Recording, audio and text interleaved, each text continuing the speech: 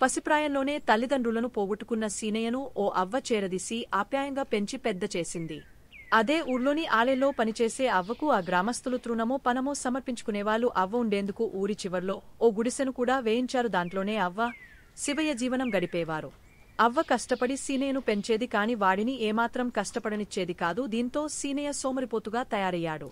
అందరూ పనికిరానివాడిని తిడుతుంటే వాడు కోపంతో తిరగబడేవాడు. ఎలాగైనా సరే సీనయ్యను ప్రయోజకుడిని చేయాలనుకున్న అవ్వ చదువు సంధ్యలు నేర్పించేందుకు బడిలో చేర్పించింది.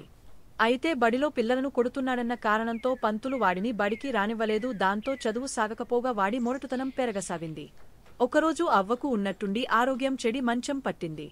తాను చనిపోవడం తప్పదనుకున్న ఆమె మనవణ్ణి దగ్గరికి పిలిచి, నాయనా శివయ్య, అందరూ నిన్ను పనికిమాలినవాడివని గేలి చేస్తున్నందుకు బాధపడి వాళ్లమీద తిరగబడి గొడవలు తెచ్చుకోవద్దు. ఈ సృష్టిలో పనికిమాలినదంటూ ఏది ఉండదు. దేని ప్రయోజనం దానికి ఉంటుంది. ఈరోజు ఇలా అన్నవరే రేపు నిన్ను మంచివాడివి అంటారు. ఆ దేవుడే నీకు రక్షగా ఉంటాడు అని చెప్పి కన్ను మూసింది. అవ్వ పోయాక ఊరిజనం సీనయ్యను మరింత చులకనగా చూడసాగారు. దీంతో ఈ ఊర్లో నుంచి బయటికి వెళ్లిపోయి అవ్వ చెప్పినట్లుగా ప్రయోజకుడే తిరిగి వచ్చి అందరి దగ్గర మెప్పు పొందాలని అనుకున్నాడు. గుడిసెలో ఒక మూలగా అవ్వ వాడిన చింకి గోతాం, దాని పక్కన గూట్లో సూది కనిపించాయి. వాటిని చూడగానే ఈ సృష్టిలో పనికిరానిదంటూ ఏదీ లేదు అని చెప్పిన అవ్వమాటలు గుర్తుకు రాగా అక్కడ్నించి బయటపడ్డాడు. అలా వెళ్తుండగా ఒక అడవిలో ఓ పెళ్లి బృందాన్ని బందిపోటు దొంగల నుంచి కాపాడడంతో సీనయ్యను మెచ్చుకుంటూ వాళ్లు 10 కాసుల బంగారు నాణేలను బహుమతిగా ఇచ్చారు. బంగారు కాసులు వచ్చిన ఉత్సాహంతో సీనయ్య వేగంగా నడవసాగాడు. అడవిదాటి కొంత దూరం పోయేసరికి వాడికి ఒక మామిడితోపులో కొంతమంది గుసగుసలాడుతూ మాట్లాడుకోవడం కనిపించింది. దగ్గరికెళ్లిన సీనయ్య సంగతేంటని అడిగాడు. మహారాజా, వారిని చూసి తిరిగి వస్తున్న మా జమీందారు భోజనం కోసం ఇక్కడ విడిది చేశారు. కాళ్ళు కడుక్కునేందుకు చెప్పులు విడిచినప్పుడు ముళ్ళు గుచ్చుకుపోయింది. ఎలా తీయాలో మాకు పాలుపోవడం లేదని చెప్పారు సేవకులు. ఓస్, ఇంతేనా అంటూ తన దగ్గరున్న సూదిని తీసి ముందుకెళ్లిన సీనయ్య జమీందారు కాలినుంచి ముళ్ళును సునాయాసంగా తీసిపారేశాడు.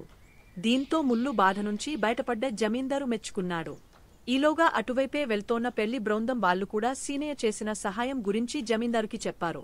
విషయం విన్న జమీందారు మరింతగా సంతోషిస్తూ సీనయ్య వివరాలు అడిగ తెలుసుకుని, మీ ఊరు మా జమీనులో భాగమే. కొంతకాలంగా ఆ ఊర్లో శస్తులు సరిగా వసూలు కావటం లేదు. మా అధికారులకు నీ సహాయం కావాలి. వారికి సహాయకుడిగా నీకు ఉద్యోగం ఇస్తాను, చేరుతావా అని అన్నాడు జమీందారు. పట్టరాని సంతోషంతో సీనయ్య సరేనన్నాడు.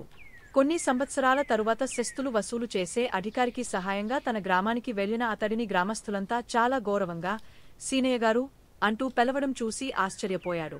ఈరోజు హేళన చేసిన వారే రేపు నిన్ను చూసి ప్రయోజకుడివని మెచ్చుకోగలరు అంటూ అవ్వ ఇచ్చిన దీవెనలో మనసులో మెదలగా లోలోపలే సంతోషంతో పొంగపోయాడు సీనయ్య. కాకతీయ రాజులకు, మధురైకి చెందిన పాండ్య రాజులకు ఆధిపత్యం కోసం ఎప్పుడూ గొడవలు జరుగుతూ ఉండేవి. అయితే అంగబలంలోనూ అర్ధబలంలోనూ బాగా బలంగా ఉన్న కాకతీయరాజు గణపతిదేవుడు పాండ్యరాజులను ఓడించి వారిని తనకు సామంతులుగా చేసుకోవాలని అనుకుంటుండేవాడు. ఒకరోజు గణపతిదేవుడికి అవకాశం రానే వచ్చింది. యుద్ధం కోసం తయారవమని తన సేనాధిపతికి ఆయన కబురు పంపించాడు. అయితే అప్పటికే అనేక యుద్ధాలు చేసి అలసిపోయి ఉన్న సైనికులు అందుకు సన్నద్ధంగా లేరని రాజుకు చెప్పాడు సేనాధిపతి. ఇలాంటి సమయంలో యుద్ధానికి వెళితే అపజయం పాలవాల్సి వస్తుందేమోనన్న అనుమానాన్ని కూడా ఆయన వ్యక్తం చేశాడు.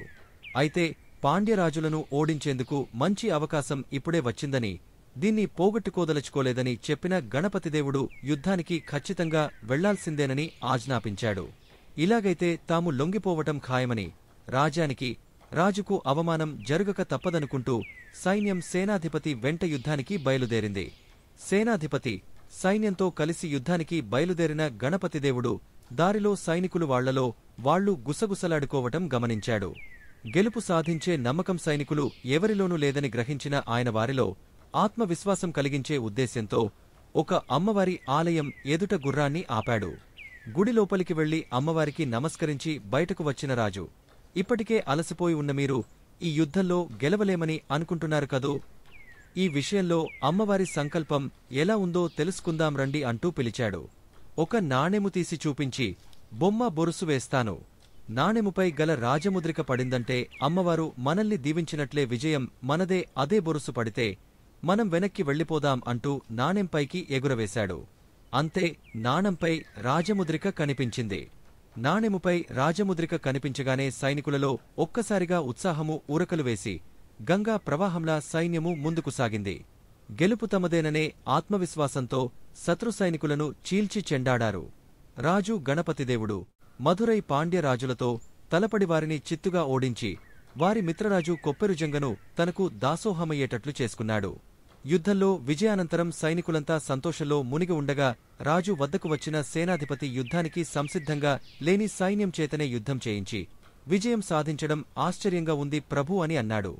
అప్పుడు గణపతిదేవుడు నవ్వుతూ తాను అమ్మవారి గుడి దగ్గర వేసిన బొమ్మ బొరుసు వెండి నాణేన్ని చూపించాడు.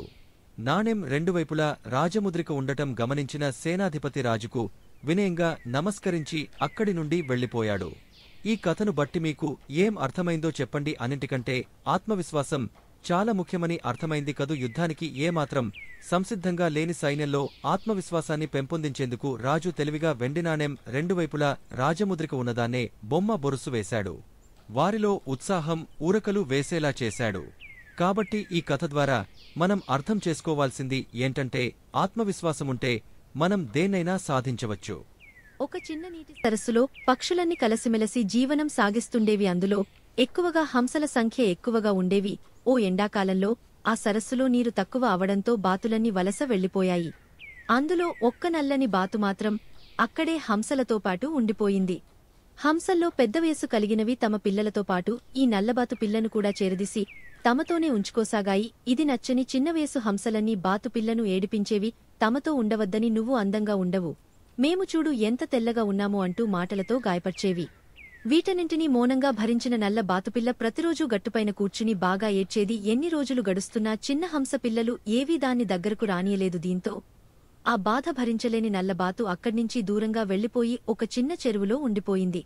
అక్కడ దాన్ని ఎవరూ ఏడిపించేవారు లేకపోవడంతో సంతోషంగా రోజులు వెళ్లదీయసాగింది.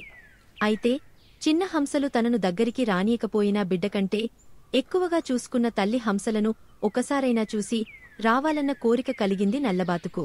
ఇంకేముంది అనుకున్న వెంటనే సొంత గూటికి బయలుదేరింది. అక్కడికి వెళ్లిన నల్లబాతు ఆశ్చర్యంతో నోరెళ్లబెట్టింది. ఎందుకంటే తనతోటి వయస్సున్న చిన్న హంసలన్నీ పెద్ద హంసలైపోయాయి.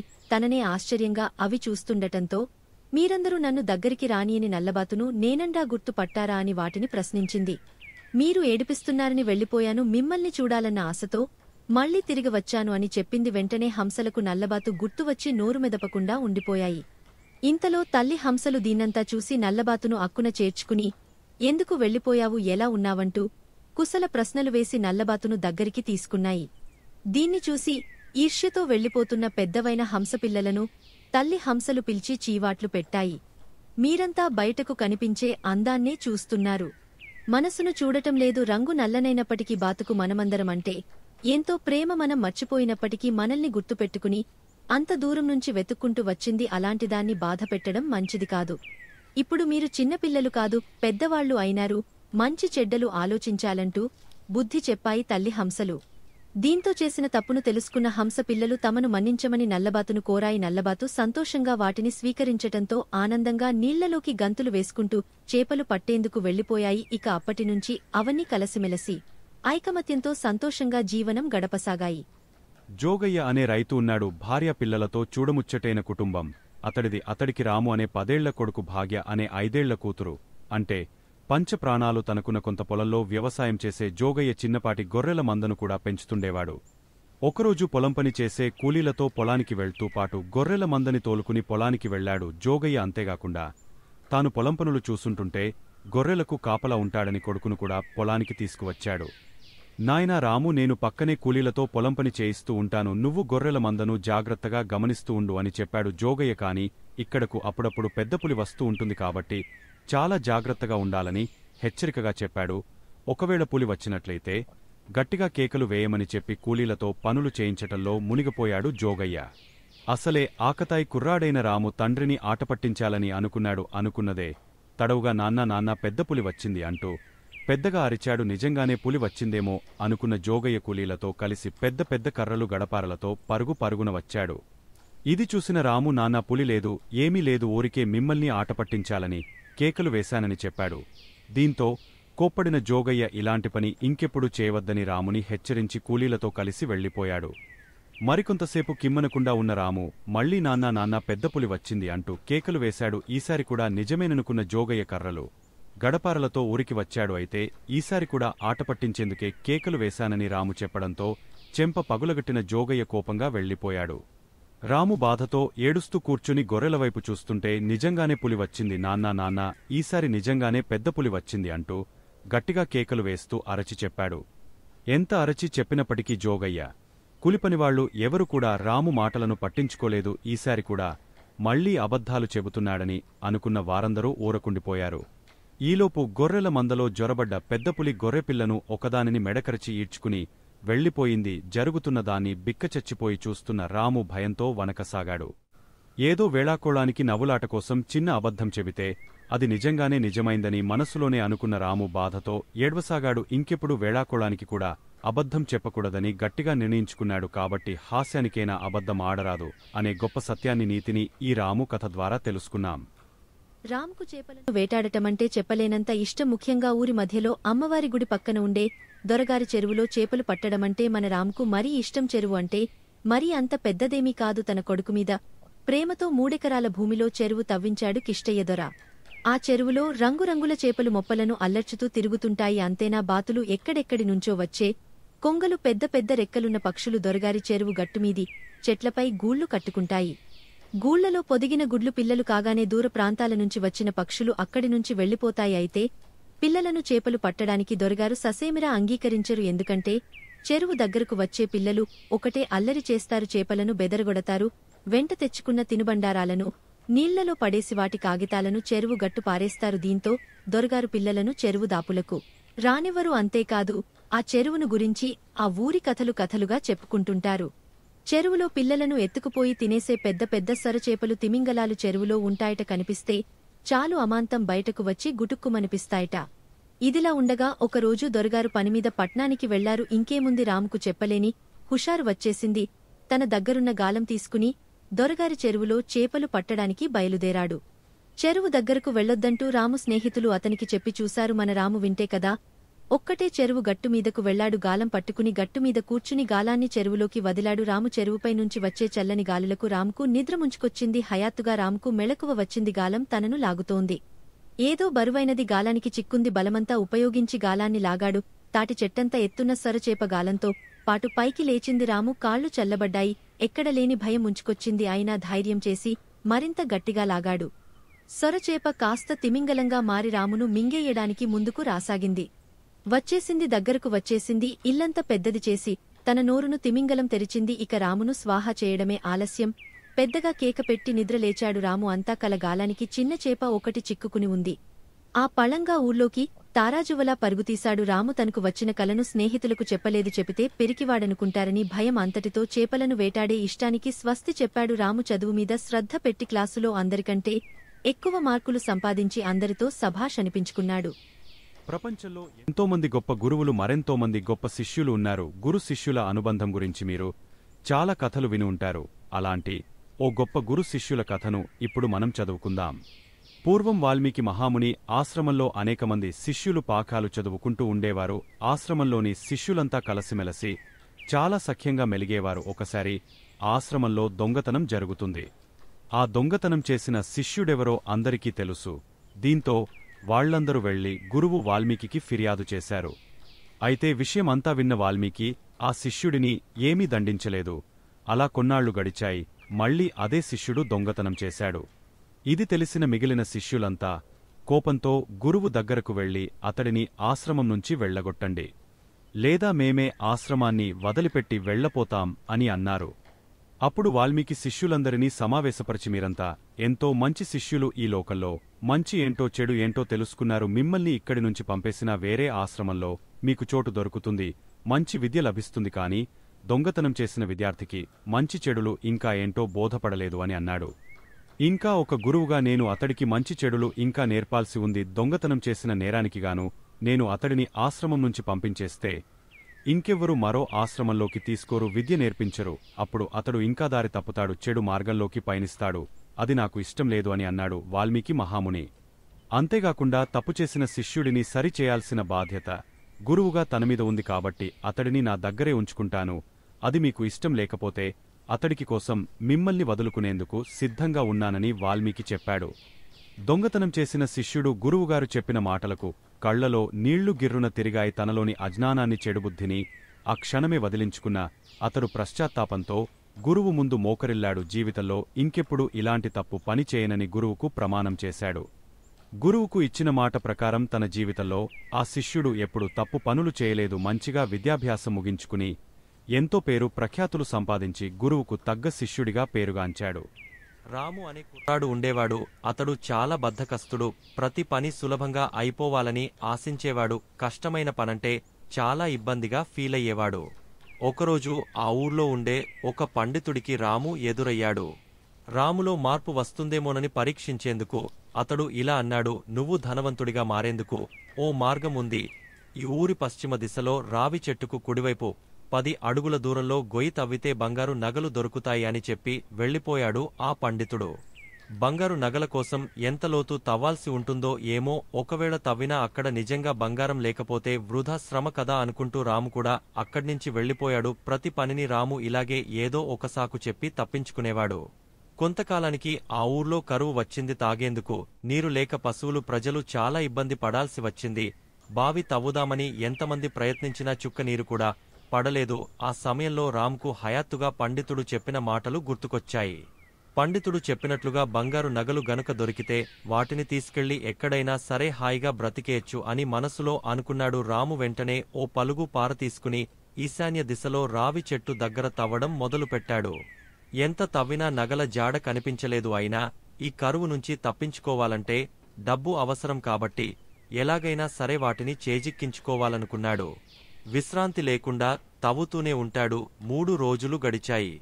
4వ రోజు ఉదయాన్నే రాము కాళ్లకి నీటిచెమ్మ తగలింది. కొద్దిసేపటికి నీరు ఊరడం ప్రారంభమైంది.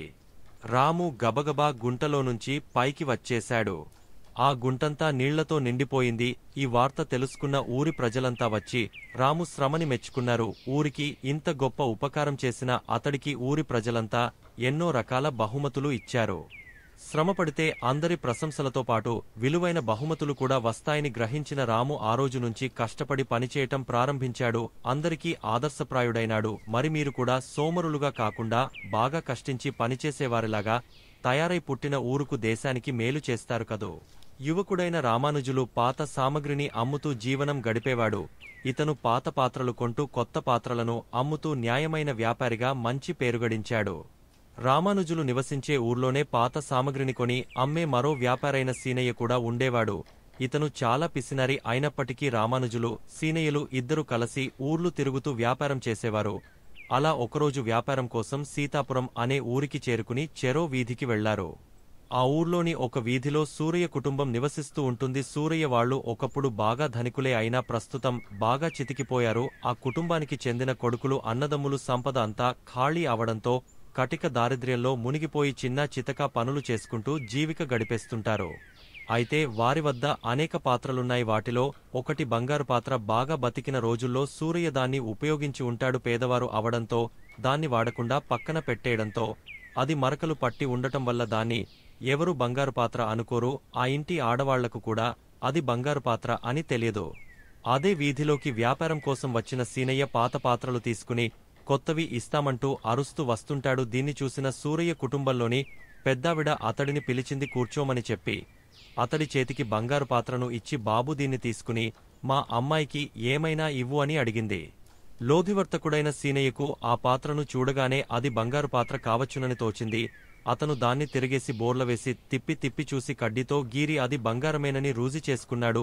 వెంటనే దాన్ని కాజేసేందుకు పథకం వేసి, దీనికి ఏం వస్తుందమ్మా, ఇదేం అంత వెల చేయదు అంటూ ఆ పాత్రను విసిరేసి లేచి వెళ్లిపోయాడు.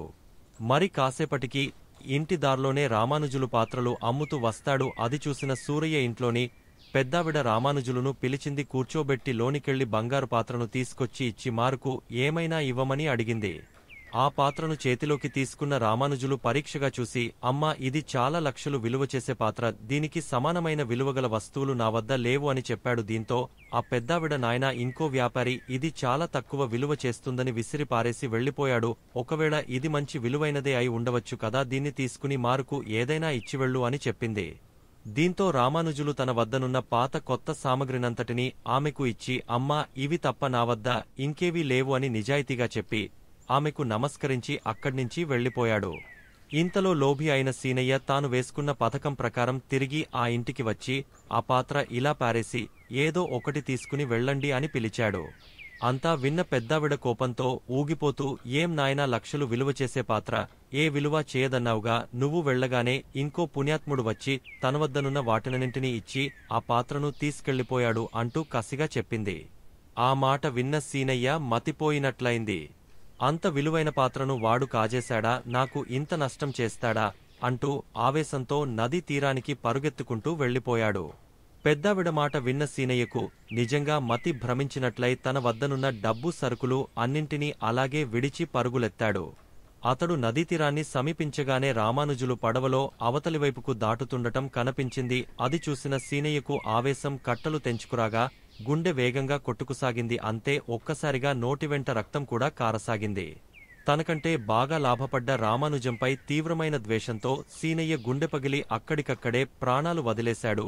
నిజాయితీగా ఉన్న రామానుజులు మాత్రం దానధర్మాలు, పుణ్యకార్యాలు చేస్తూ తనకున్న మంచి పేరును నిలబెట్టుకున్నాడు.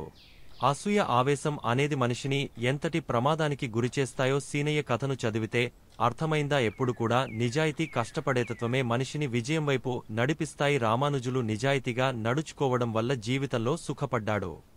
దైవభక్తుడైన సింహాచలం ఊరూరా తిరుగుతూ దేవుడి గురించి ప్రచారం చేస్తూ వెళ్తుంటాడు. అలా ఒకరోజు గరుడాద్రి అనే ఊర్లో దేవుడి గురించి, దేవుడి మహిమల గురించి ప్రజలకు తెలియజెప్పి పూజలు జరిపించి మరో ఊరికి బయలుదేరాడు. మార్గమధ్యంలో ఓ అడవి గుండా వెళ్లాల్సి వస్తుంది. అడవిలో ప్రయాణం చేస్తున్న సింహాచలంకు బాగా అలసటగా ఉండటంతో గుబురుగా ఉన్న ఒక చెట్టు వద్దకు వెళ్లి దాని నీడలో విశ్రాంతి తీసుకునేందుకు ఉపక్రమించాడు. నడచి నడచి అలసిపోవడంతో అలాగే కళ్ళు మూసుకుని పడుకున్నాడు. ఇంతలో ఒక మూలనుంచి ఏదో జంతువు కదిలిన శబ్దం రావడంతో అటువైపు చూశాడు సింహాచలం. అంతే, ఎదురుగా ఉన్న జంతువును చూసి భయంతో బిక్కచ్చిపోయాడు. దేవుడా, ఈ పులి బారినుంచి నన్ను కాపాడాల్సిన బాధ్యత నీదేనంటూ భారం దేవుడిమీద వేశాడు సింహాచలం. ఈ క్రూర జంతువు ఎలాగైనా సరే నన్ను తినేస్తుంది, నీ మహిమ వల్లనే నేను బ్రతకగలను, నీ భక్తుడినైన నన్ను కాపాడు స్వామి అంటూ భయంతో కళ్ళు మూసుకుని దేవుణ్ణి ప్రార్థించసాగాడు సింహాచలం. అలా ఎంతసేపటికి పులి దగ్గరకు రాలేదు. మెల్లిగా భయంగా కళ్ళు తెరిచి చూశాడు.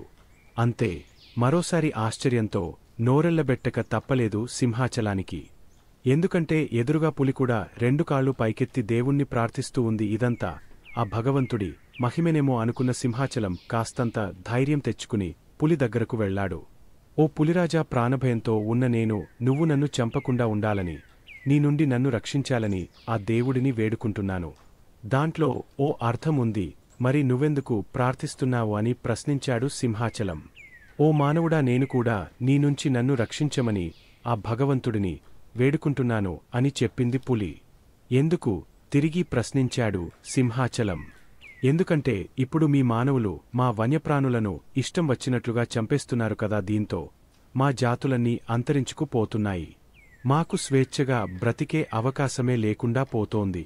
అలా జరగకుండా చూడాలనే నేను దేవుణ్ణి ప్రార్థిస్తున్నాను అని చెప్పింది పులి. నిజమే కదా, ఈ రోజుల్లో వన్యమృగాలను వేటాడి చంపడంలో మన మానవులు ముందే ఉన్నారు. మనుషులు ఎలా స్వేచ్ఛగా తుకుతున్నామో వన్యప్రాణులను కూడా అంతే స్వేచ్ఛగా బ్రతకనియాల్సిన బాధ్యత మనందరిమీద ఉంది. కాబట్టి వన్యప్రాణులను వేటాడి చంపేసేవారిని తీవ్రంగా వ్యతిరేకిద్దాం. ఒక అడవిలో ఒక నక్క ఉండేది. దానికి ఆశ ఎక్కువ, అన్నీ తనకే కావాలని పేరాశ. కాని అది చిన్న జంతువు కదా, అందువల్ల దాని ఆశ తీరడం లేదు. ఏ సింహమో పులో వేటాడి తినగా మిగిలిన జంతువుల మాంసం తిని జీవనం చేస్తుండేది. ఇలా ఉండగా ఒక వేటగాడు లేడిని చంపి దానిని భుజాన వేసుకుని వస్తున్నాడు. అంతలో అతడికి ఒక అడవి పంది కనిపించింది. వెంటనే గురిచూసి పందిపై బాణం వదిలాడు. బాణం కొద్దిగా గురి తప్పి తగలటం వల్ల పందికి గాయం అయింది తప్ప వెంటనే ప్రాణం పోలేదు. అది కోపంతో వేటగాడిమీదికి దూకి అతడిని చంపి మరికొంత సేపటికి పంది కూడా చచ్చిపోయింది. ఆ దారినే వస్తున్న నక్క, చచ్చిపడి ఉన్న లేడి పంది, పాము వేటగాడిని చూసింది. ఒక్కసారిగా దానికి బోలెడు మాంసం లభించడంతో అసలే దురస కదా, వేటగాడి పక్కనే పంది ఉన్న బాణంకు నరం బిగించి ఉంది. ఈ 4 మాంసం తరువాత తాపిగా తినవచ్చు, ముందు ఈ నరంతో ఇప్పటికి సరిపెట్టుకుందాం అని ఆ బాణానికి బిగించిన నరాన్ని కొరికింది. నరం తెగతంతో వంగ ఉన్న బాణం వద్ద ఊపుగా నిటారుగా సాగి నక్క గుండెకు గట్టిగా గుద్దుకున్నది. నక్క అక్కడికక్కడే మరణించినది. ఒక గ్రామంలో ఒక ఆవు ఉండేది. అది ఎంతో మంచిది. తోటి పశువులతో ఎన్నడూ కలహించుకోకుండా యజమాని మాట వింటూ సాధు జంతువుగా జీవించేది. ఒకరోజు అడవిలో అది ఒంటరిగా మేత మేస్తుండగా పులి చూచి దానిపై దూకడానికి సిద్ధమైనది. అది గమనించిన ఆవు భయపడక పులిరాజా, కొంచెం ఆగు, నేను చెప్పే మాటలు విను. ఇంటి దగ్గర నాకొక బిడ్డ ఉన్నది. ఆ లేతదుడ పుట్టి 2 వారాలు కూడా కాలేదు. పచ్చిక తినడం కూడా నేర్చుకోలేదు. నీవు దయదలిస్తే నా బిడ్డకు కడుపునిండా పాలు ఇచ్చి వస్తాను. ఆ తరువాత నన్ను భక్షించు అన్నది దీనంగా. ఆవు ఆ మాటలు విన్నపులి పెద్దగా నవ్వి, ఆహా, ఏమి మాయమాటలు! ఇంటికి వెళ్లి బిడ్డకు పాలు ఇచ్చి వస్తావా? అడవిలో ఉన్నంత మాత్రాన నాకు తెలివితేటలు లేవనుకోకు. నేనేం వెర్రిదాని కాను. కోపంగా అన్నది పులి. నీవు అలా అనుకోవడం సరికాదు. నేను అసత్యం పలికేదానను కాను. ఒకసారి మాట ఇచ్చి తప్పితే ఆ బతికి ఏమీ ఎప్పటికైనా చావు తప్పదు. ఆకలిగున్న నీకు ఆహారమై తృప్తి కలిగిస్తే మంచిదే గదా, ఉపకారం చేసిన దాన్నవుతాను. ఒక్కసారి నా బిడ్డను చూచి ఆకలి తీర్చి రావాలని నా ఆశ అన్నది. ఆవు ఊరిలో నివసించే ఈ జంతువులలో నీతి ఎంతుందో తెలుసుకుందామని సరే అన్నది పులి. ఆవు ఇంటికి పోయి దూడకు కడుపునిండా పాలిచ్చి కోడెదూడ శరీరాన్ని ప్రేమతో నాకుతూ, నాయనా బుద్ధిమంతురాలుగా మంచితనంతో జీవించు, తోటివారితో స్నేహంగా ఉండి ఎట్టి పరిస్థితులలోనూ అబద్ధాలాడకు, మంచి ప్రవర్తనతో పేరు తెచ్చుకో అని బిడ్డకు మంచి బుద్ధులు చెప్పి ఆవు అడవికి చేరుకున్నది. ఆవుని చూచిన పులికి ఆశ్చర్యం కలిగింది. తన ప్రాణాల కంటే ఇచ్చిన మాట ముఖ్యం అనుకున్న ఆవు ఎంతో గొప్పది. దీనిని చంపితే తనకే పాపం అనుకుని ఆవుని వదిలివేసింది పులి. సింగరాయగుంట అనే ఊర్లో సుబ్బయ్య అనే ఒక వడ్రంగ ఉండేవాడు. అతను ఊర్లోని వాళ్లందరికీ వడ్రంగ పనులు చేసి పెడుతూ జీవనం సాగస్తుండేవాడు. అదే ఊర్లోని చెట్లపైన కోతుల గుంపులు కూడా చాలా ఉండేవి. ఈ కోతులు చాలా అల్లరివి. ఊర్లో ఎవరిని కూడా ప్రశాంతంగా ఉండనిచ్చేవి కావు. ఇళ్లలో పెంచుకున్న పండ్ల మొక్కల్లోంచి పండ్లన్నింటినీ తెంపి తినేసి ఇష్టం వచ్చినట్లుగా పడవేసేవి. ఎవరు ఎలాంటి పని చేస్తున్నా కోతుల గుంపు అక్కడ ప్రత్యక్షమై ఆ పనిని నాశనం చేస్తూ ఉండేవి. ఇదంతా చూసిన ఊరివాళ్లందరూ, అబ్బా, ఈ కోతుల పీడ ఎప్పటికి వదులుతుందో అని టుకుంటూ ఉండేవాళ్లు. ఇదిలా ఉంటే వడ్రంగ సుబ్బయ్య ఒకరోజు ఓ చెట్టు దగ్గర ఎండిపోయి ఉన్న చెక్క దూలాన్ని చూశాడు. తనకు పనికొస్తుందని భావించిన అతడు దాన్ని ఎలాగైనా తీసుకెళ్లాలని అనుకున్నాడు. చెట్టునుంచి ఎండిన ఆ దూలాన్ని వేరుచేసే పనుల్లో నిమగ్నమయ్యాడు. ఈలోపు మధ్యాహ్నం కావడం, బాగా ఆకలిగా ఉండటంతో భోజనానికి ఇంటికి బయలుదేరాడు. వెళ్తూ చెక్కదులాన్ని విడిగా చీల్చి మేకులు కొట్టి అది దగ్గరకు రాకుండా వదిలిపెట్టాడు. ఇక మిగతా పనిని భోజనం చేసి వచ్చి చూద్దాంలే అనుకుంటూ దానక్కడే వదిలేసి వెళ్లిపోయాడు సుబ్బయ్య. సుబ్బయ్య అలా వెళ్లాడో లేదో అల్లరిముక అయిన కోతుల గుంపు అక్కడికి చేరిపోయింది. ఆ చెట్టుపైన ఒకటే ఆటలు పాటలు చెప్పలేనంత అల్లరి చేస్తూ ఆ ప్రాంతాన్నంతా అల్లకల్లోలం చేశాయి. అప్పుడే వాటి కన్ను మధ్యకు చీల్చి ఉన్న దూలంపై కన్నుపడింది.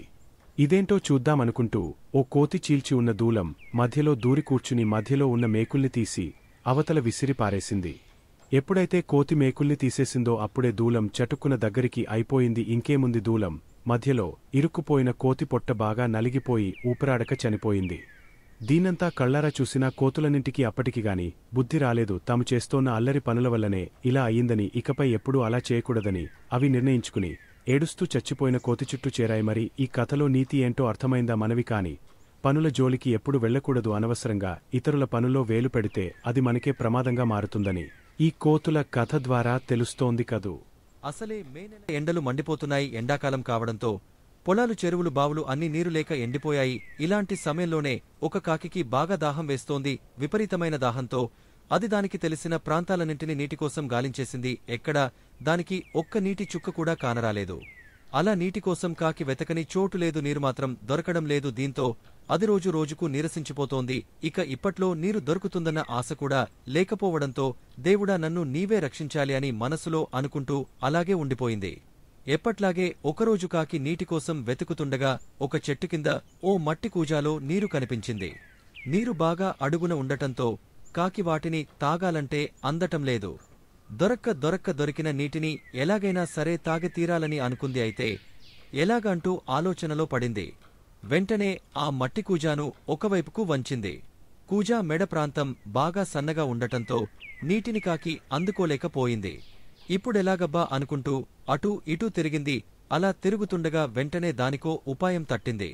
ఆ కూజాను నిటారుగా నిలబెట్టి చెట్టు కింద ఉండే చిన్న చిన్న గులకరాళ్లను ఒక్కోటిగా తెచ్చివేయడం మొదలెట్టింది కాకి. అలా వేస్తుండగా కూజాలోంచి నీరు మెల్లమెల్లగా పైకి రావటం మొదలైంది. పైకి వచ్చిన నీటిని చూసిన కాకి సంతోషంతో గబగబా తాగేసి దాహం తీర్చుకుంది. తాను చేసిన ప్రయత్నం ఫలించటంతో కాకి పట్టరాని ఆనందంతో ఎగిరిపోయింది. ఈ కథ ద్వారా మీరు తెలుసుకున్న నీతి ఏంటంటే, ఏదైనా ఒక సమస్య మనకు ఎదురైనప్పుడు వెంటనే కుంగిపోకుండా బాగా ఆలోచించి మంచి నిర్ణయం తీసుకోవాలి. అలాగే మనం అనుకున్నది సాధించాలంటే ముందుగా కష్టించి పనిచేయటం నేర్చుకోవాలి. బాగా ఆలోచిస్తే ఎంత పెద్ద సమస్యకైనా పరిష్కారం అనేది తప్పకుండా దొరుకుతుంది. సిబి చక్రవర్తి ఆపదలో ఉన్న వారికి సాయం చేసేవాడు. ఎవరు ఏది అడిగినా దానం చేసేవాడు. ఒకరోజు ఒక పావురం వచ్చి ఆయన దగ్గర వాలింది. శత్రువు నుంచి తనను కాపాడమని తిమాలింది. సరే అని దానికి మాట ఇచ్చాడు. ఇంతలో ఒక డేగ వచ్చి, ఈ పావురం నా ఆహారం, దీనిని నేను తరుముతూ వచ్చాడు, ఇది నాది, నాకు ఇచ్చే అని కోపంగా అడిగింది. డేగ, పక్షిరాజా, ఈ పక్షిరాజుని రక్షిస్తానని మాట ఇచ్చాను. పావురం, తప్ప ఇంకేమైనా అడుగు అన్నాడు. సిబి చక్రవర్తి మాట తప్పని రాజుగా అందరూ నిన్ను గొప్పగా చెప్పుకుంటారు. అయితే పావురమంత బరువుగల నీ తొడ మాంసం ఈ అని అడిగింది డేగ. సిబి చక్రవర్తి త్రాసు తెప్పించి ఒకవైపు లెన్లో పావురాన్ని ఉంచి రెండోవైపు పళ్ళెంలో తన తొడ మాంసం కోసివేశాడు. ఎంత మాంసం కోసివేసినా పావురంతో సమానం కాలేదు. చివరికి తానే త్రాసు పళ్ళెంలో కూర్చున్నాడు. పావురానికి బదులుగా మొత్తం తన శరీరాన్నంతా తినేయమని డేగను వేడుకున్నాడు. వెంటనే డేగ ఇంద్రునిగా, పావురం అగ్నిదేవునిగా మారినవి. వారిద్దరిని చూసి శిబిచక్రవర్తి ఆశ్చర్యపోయాడు. ఇంద్రుడు, అగ్నిదేవుడు ఇలా అన్నారు. శిబిచక్రవర్తి, మేం నిన్ను పరీక్షించాలని వచ్చాము. ఈ పరీక్షలో నీవు గెలిచావు. నీదాన గుణము 10 మంది చెప్పుకుంటే విన్నాము కాని ఈనాడు స్వయంగా చూసి సంతోషించాము. ఈ భూమి సూర్య చంద్రులు ఉన్నంతవరకు గొప్ప దాతగా నీ పేరు చిరస్థాయిగా నిలిచిపోతుంది అని దీవించి వెళ్లిపోయారు. ఒకరోజు ఓ నక్క నదీ తీరాన్న కూర్చుని భోరు భోరుమని ఏడుస్తోంది. అది విని చుట్టూ పక్కల కన్నాల్లో ఉన్న పీతలు బయటికి వచ్చి నక్కను ఎందుకు ఏడుస్తున్నావు అని అడిగాయి. అయ్యో, నన్ను నా బృందంలోని వేరే నక్కలన్నీ అడవిలోంచి తరిమేసేయి అని ఏడుస్తూనే సమాధానమిచ్చింది నక్క. పీతలు జాలిగా ఎందుకలా జరిగిందని అడిగాయి. ఎందుకంటే ఆ నక్కలన్నీ మిమ్మల్ని తినాలని పన్నాగమల్లుతుంటే నేను వద్దన్నాను. మీలాంటి చక్కని జీవాలను అవి ఎలా తినాలనుకున్నాయి అంది నక్క. ఇప్పుడు ఎక్కడికి వెళ్తావు అని అడిగాయి పీతలు. తెలీదు, ఏమైనా పని చూసుకోవాలి అని దీనంగా జవాబిచ్చింది. ఆ నక్క పీతలన్నీ కలిసి ఆలోచించాయి. మన వల్లే దీనికి కష్టం వచ్చింది, మనమే ఆదుకోవాలి అని నిర్ధారించాయి. వెళ్లి నక్కను తమకు కాపలాకి ఉండమని అడిగాయి. నక్క దబ్బున ఒప్పుకుని కృతజ్ఞతలు తెలిపింది. రోజంతా పీతలతో ఉండి వాటికి కథలు కబుర్లు చెప్పి నవ్విస్తూనే ఉంది. రాత్రి పున్నమి చంద్రుడు ఆకాశంలోకి వచ్చాడు. నదీ తీరమంతా వెన్నెలతో వెలిగిపోయింది. ఈ చక్కని వెన్నెలలో మీరు ఎప్పుడైనా విహరించారా? చాలా బాగుంటుంది అని నక్క పీతలని అడిగింది. భయం కొద్దీ ఎప్పుడు వాటి కన్నాలను దాటి దూరం వెళ్లలేదని చెప్పిన పీతలను నక్క వెంటనే తీసుకుని వెళ్దామని నిశ్చయించుకుంది. నేనుండగా మీకు భయమేమిటి అని నక్క నచ్చ చెప్పడంతో పీతలు కూడా బయలుదేరాయి. కొంత దూరమెళ్ళాక నక్క మూలగడం మొదలుపెట్టింది. పీతలని ఆశ్చర్యంగా ఏమైందో అని చూస్తుండగా హఠాత్తుగా అడవిలోంచి చాలా నక్కలు బయటికి వచ్చి పీతల పైబడ్డాయి. పీతలు బెదిరిపోయి అటూ ఇటూ పరిగెత్తడం మొదలెట్టాయి. కాని నక్కలు చాలా పీతలను దిగమింగేశాయి. ఎలాగోలాగా ప్రాణాలను కాపాడుకున్న కొన్ని పీతలు అతికష్టంగా వాటి కన్నాలను చేరుకుని టక్కుగల నక్క చేసిన కుతంత్రము తలుచుకుని చాలా బాధపడ్డాయి. దుష్టులతో స్నేహం చెడుకే దారితీస్తుందని వాటికి అర్థమయ్యింది. ఒకసారి చైనా చక్రవర్తి శ్రీకృష్ణ దేవరాయలకు కొన్ని నారింజ పండ్లను పంపాడు. అవి ప్రత్యేకమైన నారింజ పండ్లని, వాటిని తిన్నవాళ్లు మృత్యుంజయులవుతారని వాటిని తీసుకొచ్చిన చైనా రాజప్రతినిధి దేవరాయలకు విన్నవించాడు. పళ్లెంలో నిగనిగలాడుతున్న ఆ నారింజ పండ్లను దేవరాయలతో పాటు సభలోని వాళ్లందరూ కుతూహలంతో చూస్తూ ఉండగా రామలింగడు లేచి టక్కున ఆ నారింజ పండును ఒలిచి నోట్లో వేసుకుని భలే రుచిగా ఉంది అన్నాడు. అది చూసిన వారందరూ ఆశ్చర్యపోయారు. ఈ చర్యకు శ్రీకృష్ణ దేవరాయలకు చెప్పనలవి కాని కోపమొచ్చింది. అవి చైనా చక్రవర్తి నా కోసం పంపిన పండ్లు. నా అనుమతి లేకుండా తీసుకున్నా నీకు మరణశిక్ష తప్పదు అన్నారు. ఆ మాటలు విన్న తెనాలి రామలింగడు పకపకా నవ్వాడు. ఈ నవ్వు చూసిన రాయలకు మరీ కోపం ఎక్కువై ఎందుకు నవ్వుతున్నావని అడిగారు. నవ్వక ఏం చేయమంటారు ప్రభూ, ఏ పండ్లు తింటే మృత్యుంజయులవుతారని చెప్పారో ఆ పండ్లను నోట్లో వేసుకోగానే నాకు మరణదండన విధించారు. మరి ఆ పండ్లకు మహిమ ఉన్నట్టా లేనట్టా అన్నాడు. రామలింగడు నవ్వుతూ ఈ మాటలతో రాయలకు నవ్వుములకెత్తడంతో ఆయనతో పాటు సభలో ఉన్న వారందరూ నవ్వారు. మృత్యువును జయం చేసే మహిమ ఆ పండ్లకు లేవని అర్థం చేసుకున్నాక అద్భుతమైన తీపితో కూడిన ఆ పండ్లను రాయల అనుమతి మేరకు సభలోని వారందరూ ఆరగించారు. రామలింగడి తెలివి ఎలాంటిదో చూశారు కదా. నీతి క్లిష్టమైన పరిస్థితుల్ని కూడా మేధాశక్తితో జయించాలి. రామాపురం అనే గ్రామంలో సిద్ధయ్య అనే కుమ్మరి ఉండేవాడు. పేదవాడైన సిద్ధయ్య కుండలు చేసి ఆ గ్రామంలో అమ్మి కుటుంబాన్ని పోషిస్తుండేవాడు. సిద్ధయ్య తన కొడుకు కూతుర్లను బాగా చదివించి ప్రయోజకులను చేయాలని కలలు కంటూ ఉండేవాడు. పేదరికం వల్ల ఎన్ని కష్టాలు ఎదురైనా పట్టుదలతో తన పిల్లలను చదివించసాగాడు సిద్ధయ్య. 10వ తరగతి పాసైన కొడుకును కాలేజీలో చేర్పించి చదివించసాగాడు సిద్ధయ్య. పిల్లలిద్దరినీ బాగా చదివించాలని అనుకున్న సిద్ధయ్య మరికొన్ని రోజులకు తన అభిప్రాయాన్ని మార్చుకున్నాడు. కూతుర్ని కూడా చదివించాలంటే డబ్బులు సరిపోవు కాబట్టి కొడుకును చదివిస్తే సరిపోతుందనే నిర్ణయానికి వచ్చాడు. అంతేగాకుండా ఆడపిల్ల చదివి ఏం చేస్తుంది? ఉద్యోగాలు చేయాలా? ఉర్లేళాలా? అయినా ఎప్పటికైనా ఓ అయ్య చేతిలో పెడితే అత్తారింటికెళ్లి గుట్టుగా కాపురం చేసుకుంటుంది అని అనుకున్నాడు సిద్ధయ్య. దాంతో ఉన్నఫలంగా కూతుర్ని చదువు మాన్పించేసి ఇంట్లో ఉంచేశాడు. అదలా ఉంటే ఉద్ధరిస్తాడన్న కొడుకు కాలేజీ ఎగ్గొట్టి సినిమాలు, షికార్లు, స్నేహితులతో జల్సా చేయసాగాడు. చదువును నిర్లక్ష్యం చేయడంతో పరీక్షలు తప్పాడు. బాగా చదువుతాడనుకున్న కొడుకు ఇలా చెడుదారులో నడవటం తెలిసిన సిద్ధయ్య బాగా బాధపడ్డాడు. చేసేదేమీ లేక కొడుకును కూడా చదువు మాన్పించి ఇంటిపట్టునే ఉంచుకుని కుండలు చేయడం నేర్పించాడు. కుండలు చేయడమే గాకుండా ఆ పనిలో మంచి శిక్షణను ఇచ్చాడు సిద్ధయ్య. అలాగే వాటిని మంచి ధరకు అమ్మటం కూడా ఎలాగో నేర్పించాడు. దీంతో 4 రాళ్లు సంపాదించడంతో సిద్ధయ్య కొడుకుకు కష్టంలోని తీయదనం తెలిసివచ్చింది. ఇప్పుడు బుద్ధిగా ఇంటిపట్టున ఉంటూ తండ్రి చెప్పినట్లుగా నడుచుకోసాగాడు. అయితే కూతురి విషయంలో తాను చేసిన తప్పును గ్రహించిన సిద్ధయ్య ఇప్పటికైనా మించిపోయింది లేదని అనుకుని కూతుర్ని మళ్లీ బడిలో చేర్పించాడు. తండ్రి అనుకున్నట్లుగా ఆమె బాగా చదువుకుని త్వరలోనే మంచి ఉద్యోగం సంపాదించింది. తాను చేసిన తప్పును సరిదిద్దుకున్న సిద్ధయ్య ఆనందానికి ఇప్పుడు అవధులే లేవు. చదువును పక్కన పెట్టి చెడు తిరుగుళ్ల పాలైన కొడుకు ఇక పనికిరాడని బాధపడిన సిద్ధయ్య కొన్ని రోజుల్లోనే కొడుకు దారిలోకి రావడం, కూతురు బాగా చదువుకుని మంచి ఉద్యోగం సంపాదించడంతో సంతోషంతో ఉబ్బితబ్బిబ్బవుతున్నాడు. కాబట్టి కొడుకులు ఉద్ధరిస్తారు, కూతుళ్లకు చదువెందుకు అనే అభిప్రాయంతో ఉండే పెద్దలు సిద్ధయ్య అనుభవంతో ఇప్పటికైనా మేల్కొంటారని ఆశిస్తూ రామాపురం అనే ఊళ్ళో రామారావు అనే పెద్ద మనిషి ఉండేవాడు. ఆయనకు 2 కొడుకులు. వారిలో ఒకరికి తన వ్యాపార బాధ్యతలను అప్పగించాలని అనుకుంటాడు రామారావు. అయితే 2 కొడుకుల్లో ఎవరు తెలివైనవారో తెలుసుకుని వారికే వ్యాపారాన్ని అప్పజెప్పాలని ఆలోచిస్తాడు. దీనికోసం 2 కొడుకులకు ఒక పరీక్ష పెడతాడు రామారావు. అందులో ఎవరు నెగ్గితే వారికే వ్యాపార బాధ్యతలను అప్పజెబుతానని కొడుకులతో అంటాడు. కొడుకులిద్దరికీ కొంత డబ్బును ఇచ్చిన రామారావు ఈ డబ్బుతో ఎవరైతే ఇంటిని పూర్తిగా నింపగల వస్తువులను కొని తెస్తారో వారికే వ్యాపారం అప్పజెబుతానని అంటాడు. దీంతో తండ్రి ఇచ్చిన డబ్బు తీసుకుని ఉన్నపళంగా మార్కెట్ల వైపుకు వేగంగా వెళ్లాడు పెద్ద కొడుకు. మార్కెట్లో ఉన్న వస్తువులన్నింటి గురించి అడిగి తెలుసుకున్నాడు. తండ్రి ఇచ్చిన డబ్బు మొత్తానికి గడ్డి కొని నింపసాగాడు. ఎంత గడ్డి వేసినా ఇల్లు నిండలేదు. రెండో కొడుకు మాత్రం తండ్రి అప్పజెప్పిన పనిని ఎంతో తెలివితేటలతో పూర్తి చేయాలని దీర్ఘంగా ఆలోచించి చివరకు 1 రూపాయిని ఖర్చు చేసి ఒక క్రొవ్వొత్తిని కొని ఇంటికి తెస్తాడు. వెంటనే దానిని వెలిగించగానే ఇల్లంతా వెలుగు పరచుకుంటుంది. దీన్ని చూసిన రామారావు తెలివితేటలతో ఇంటినంతా వెలుగుతో నింపిన చిన్న కొడుకు ఆలోచనకు సంతృప్తి చెంది అతడికే వ్యాపార బాధ్యతలను అప్పజెబుతాడు. సరిగా ఆలోచించలేక గడ్డితో ఇంటిని నింపుతున్న పెద్ద కొడుకు అవస్థను చూసి దగ్గరికి పిలిచి తమ్ముడికి సహాయంగా వ్యాపారం చూసుకోమని చెబుతాడు రామారావు.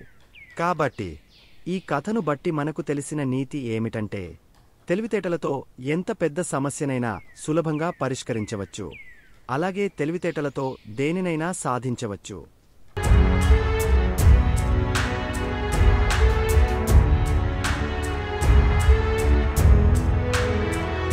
మీరు మరిన్ని వీడియోలు చూడాలంటే మన ఛానల్ను సబ్స్క్రైబ్ చేయండి. పక్కనున్న బెల్ ఐకాన్ని ప్రెస్ చేయండి.